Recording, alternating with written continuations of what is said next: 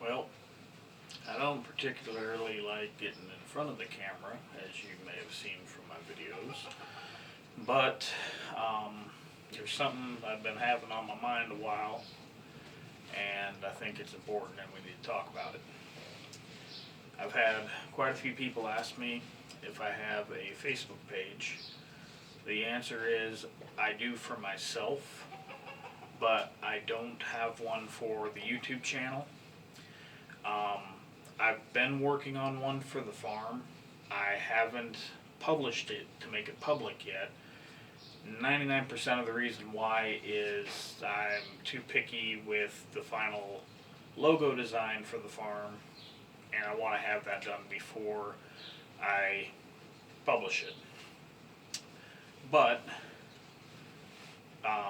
in recent months, there has been a lot going on Facebook that has kind of made me hesitate to make the page for the farm or the channel.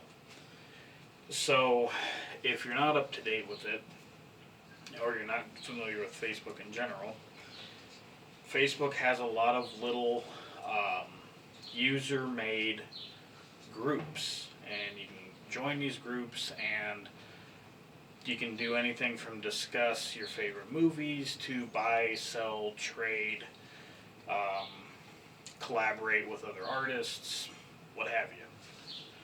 Well, here's the problem. Selling animals goes against Facebook's policies. Now, in the past, they've been pretty lax about it, and I honestly think that was because they wanted people to stick around.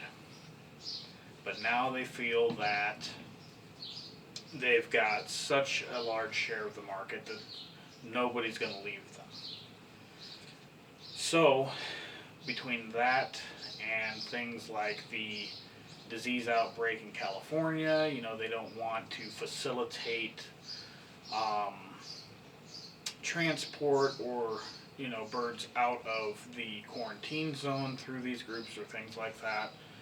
They've been really cracking down on sales of animals, be it chickens, horses, goats, hatching eggs, whatever. Even to the point where I saw a post the other day where someone was giving away a couch and their post got removed because Facebook thought that they were actually trying to sell some dogs because there was 2 dogs laying on the couch in the photo. And a lot of people, especially in the poultry world, are jumping ship from Facebook to this website called MeWe. And I've been invited to go over there. I honestly haven't made an account over there yet, so I can't say much about it, good or bad. Here's my problem with it, though. I understand that Facebook is a private entity, and even though we don't pay a subscription, we are at the mercy of their rules and guidelines. My problem with it is, though, Facebook is, without a doubt, the main social platform globally. And there's so much information that is passed from different groups of people to other groups of people through that. And when you are preventing people who have a rural lifestyle from conducting business that they've always conducted, be it through local classified shoppers, radio ads. Back home we had this thing where you'd call in and post an ad on the radio every day, Craigslist, all these other things. It doesn't hold a candle to Facebook's reach. So you're telling these people basically how you live your life is not welcome here by doing that. And in frustration, they go somewhere else to buy and sell and talk about their animals. But in doing so, that voice disappears slowly over time from Facebook. And as a result, you end up with one narrative, and it's a urban narrative, and it just reinforces ideas that people from the city have already been led to believe.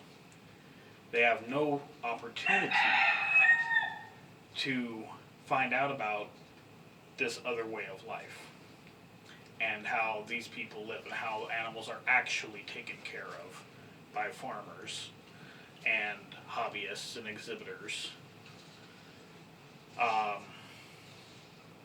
Couple other interesting little things to note on that point. There's been a lot of talk about the whole Fair Oaks Farm video release recently, where a animal activist group released a video showing abuse of animals on a dairy farm. Now, I'm not going to go into detail on that, but here's what I will say. There was a well-written response pointing out flaws and that there was a bigger game being played with the release of this video. It was timed placement and release and that kind of thing. And June is, of course, Dairy Month, and this took place at a dairy farm. Interestingly enough, when I shared this well-written response, this rebuttal, that's what it is a rebuttal, a few days later I found out it had been deleted. And not just from my page. Other people who shared it, it was also deleted. And you may have heard that Facebook recently got in trouble for flagging a post as hate speech, and it turns out it was just a copy of the Declaration of Independence. So part of that is simply algorithms. They're letting the machines do the thinking for them. But when it comes to, I guess you could say, rural affairs, there's definitely an air of censorship, and not just with Facebook. Netflix, if you get on there and you type in farm or rural or something like that, you're going to get the following kinds of things. You're going to get, pardon for the phrase, I don't mean to offend anybody, girly horse movies about girls who like their horses and the cowboys that come with them or what have you. You're going to get little kids shows that say, this is a pig, it goes oink, this is a cow, it makes milk. Then you're going to get a whole bunch of documentaries that tell you how farming is bad, how cows are contributing to climate change, things like that.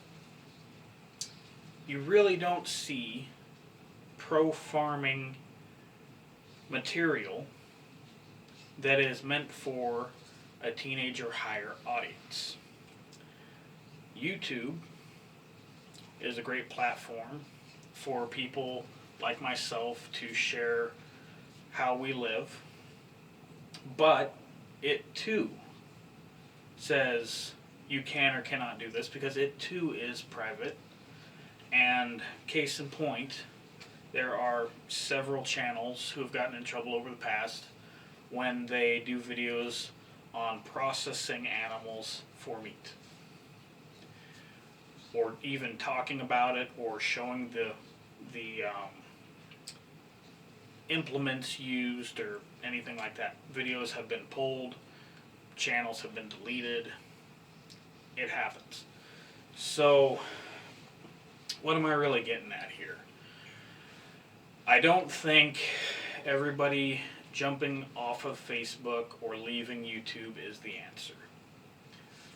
What I think needs to happen is we need to dig in and be stubborn and say we're not going anywhere, and our way of life not only matters, but it needs to be visible to people who are not familiar with our backgrounds.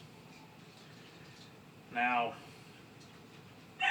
I guess you could think of it as taking a page out of the playbook of a lot of these other minority movements. We as rural Americans have to start thinking of ourselves as a minority and acting as such if we want to maintain our way of life.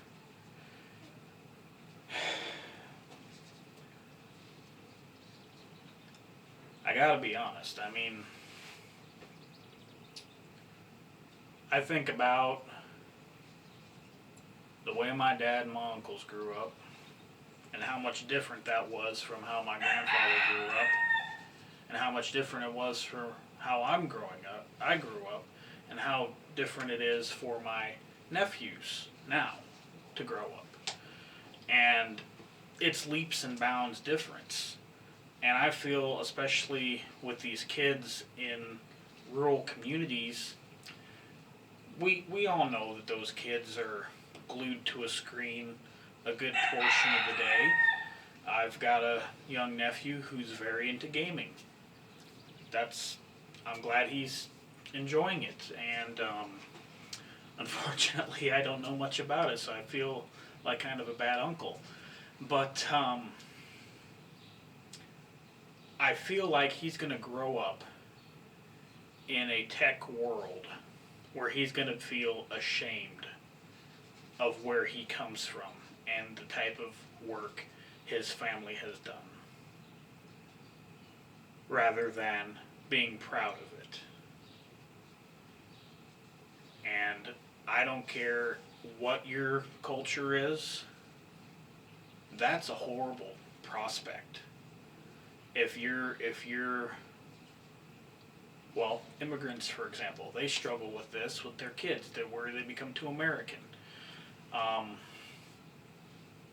I'm worried that as the farming communities continue to get smaller, the youth will grow up in this tech world believing that what their parents didn't matter, was backwards, was ill-educated, and it'll only speed up the decline and erosion of the rural heritage of this country. So, I don't really know what else to say about that. Am I on Facebook all the time? Yeah, I am. YouTube, you bet I am. How would I get by without it these days? Who knows? I mean, YouTube and Netflix has replaced me watching TV. And I know it has for a lot of other people as well. I just hope that those of us who come from farming and ranching backgrounds will realize that we need to start speaking up more. And, don't get mad about it, don't get argumentative about it, don't try to be open-minded and find a way to get these people who are not familiar with how we are to find common ground. If you can explain something calmly and eloquently to a person who is willing to listen, that's half the battle. So, I'm really just hoping that those of you who see this, who are on Facebook or have your YouTube channels, will think about this and, don't give up on those platforms. Continue to stay there, be a thorn in the side, say we're not going anywhere, we're here.